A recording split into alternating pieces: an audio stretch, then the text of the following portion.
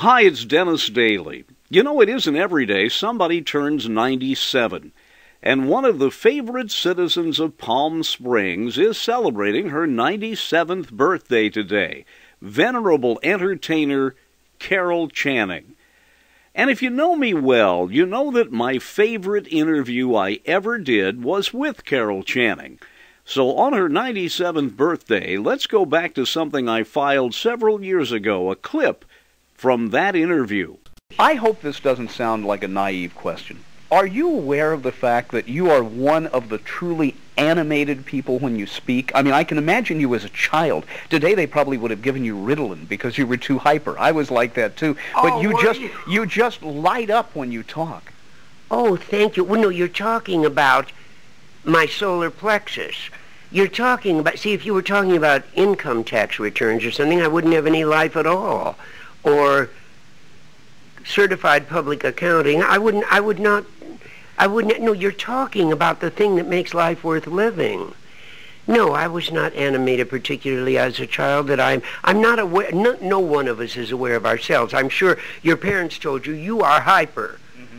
You know, they probably told you that. Dennis, sit down, be quiet. Yeah, but you didn't know that. Mm-mm. No, I didn't know that either. And I still don't know I'm hyper. No, you're not. I don't think so. You just love your work. I mean, you're not hyper at all to me. You're just one of us, somebody that really, genuinely is, you grab the words right out of my mouth.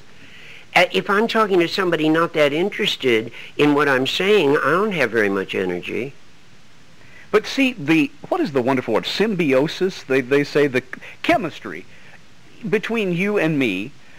Because I'm enjoying this, we're probably, it is then like theater in a way when you're playing off someone. If you can bring the chemistry, if you can bring that audience up to that chemistry, sometimes they don't realize how important they are to the performers.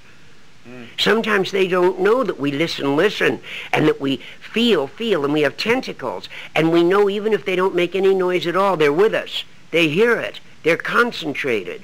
They're pointedly listening to what we're saying, and sometimes I can feel it emotionally. Was Vegas a difficult thing? I say this only because I interviewed Andy Williams at his theater in Branson, Missouri. Yes, and I'm going there. He says the thing he likes about Branson is he doesn't have to talk over the sound of cocktail glasses clinking.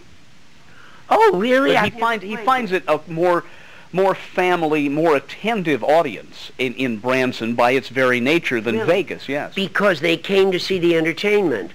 Aha. You'll like it there.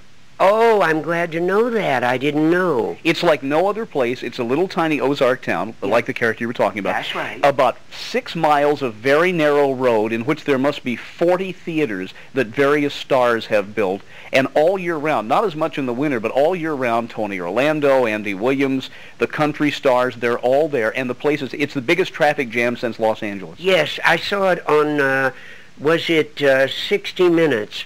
And they had trucks piled up, and they were all, and bringing their families in the back of the truck and all that. Oh, that's wonderful. It started out as a tent revival area, being there in the Bible Belt, and there were a few country shows, and it has evolved into this just in the last 20 years. Well, I saw one truck, I'll never forget it. They put the camera on these trucks coming in, and they had their families in the back of it, and the license plate said, "Jesus Saves," on the license plate. I thought, how did they get that? Jesus Saves, instead of numbers like the rest of us have and all that. Was their vanity plate. I can't wait to get there. Oh, you'll love it. And the food's wonderful. It is. That's what I judge a place by. I do too. Isn't it terrible? Well, growing up in San Francisco, you know all about good food.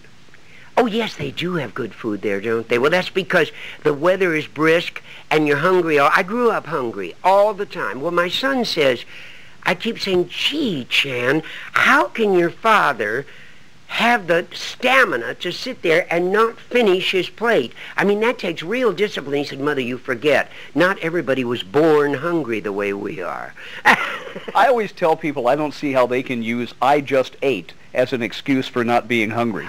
There you are. I have a father, and Chan and I take after my father, George Channing. And I used to say, "You want some popcorn?" And or want some popcorn, or are you hungry? He'd say, "What are you hungry got to do with it?" Of course I want some popcorn. And he just finished dinner. I grew up in popcorn country. We had it twice a day. That's why all my teeth are rounded off. Oh, I understand people like you.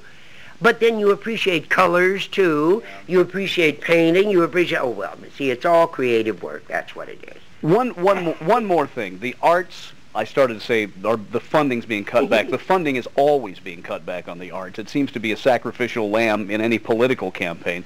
What would you say to the young child out there listening, maybe even a young boy who decides he wants to go into ballet, is afraid he's going to have something written on his locker in junior high school? I mean, there's a lot of peer group pressure not to get into the arts in some areas. What would you say to the child out there, and also to the parent, if a child is showing an interest in the arts and just getting involved in them in general?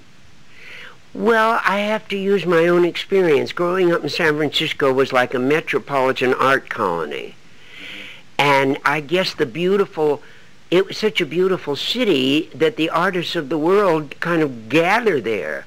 And at school, public schools, they used to have 50-cent seats for the theater way up in the balcony.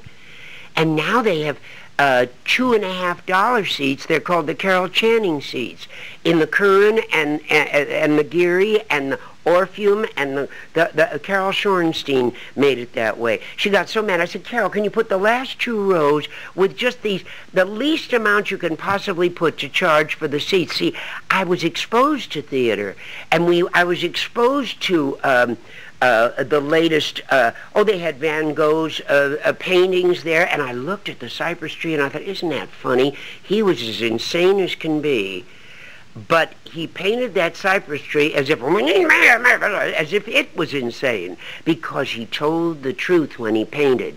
You can't say what creates magic, but if you tell it honestly, the emotion you're trying to get across, and as accurately as you can, it'll affect the other people. And everybody that looked at that cypress tree thought, I felt like that. Now, they can't all have been insane, but you look at that, and I looked at the cypress tree and thought, I felt like that. I was all off, just off balance. And I look at the cypress tree and think, I felt like that. I understand this man. If you paint honestly, you recreate your own experience. And I understand when you interview or write an article, if you tell it honestly, exactly how you feel about it, everybody that reads that article says, I know how that man felt. I understand that, and they relate to you. If you don't tell it absolutely accurately, they don't relate to you. That's why acting is so difficult. You've got to do it 8 shows. It's not that difficult. It's the most wonderful business in the world. It's the happiest. We're there to live people's lives, and that feels pretty good. And there are those people out there who can't cry when they see the end of It's a Wonderful Life or Ben-Hur, who don't want to let their own guard down. They forget. I mean, I've had friends say, gee, why did you cry in that movie? I said, that's why they made the movie. That's what they wanted me to do That's there. Right. Yeah. That's right. Of course. See, but I'm there. I can see during the Ephraim speeches when I'm talking to my dead husband in Hello, Dolly, I can see that they're crying, some of the women. And I have a dresser that teases me. He said they must have all had husbands named Ephraim.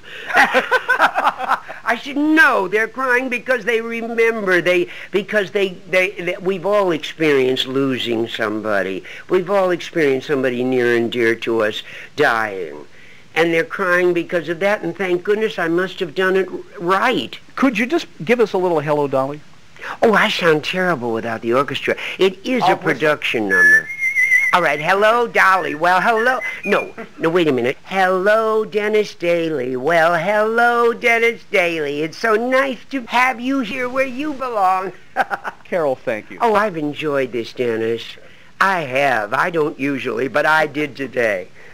Thank you. Happy birthday, Carol Channing, and thanks for the great interview. By the way, recently I wrote a 300-page autobiography of Carol. I know you're not supposed to write anybody's autobiography, but she autographed it for me. I'm Dennis Daly.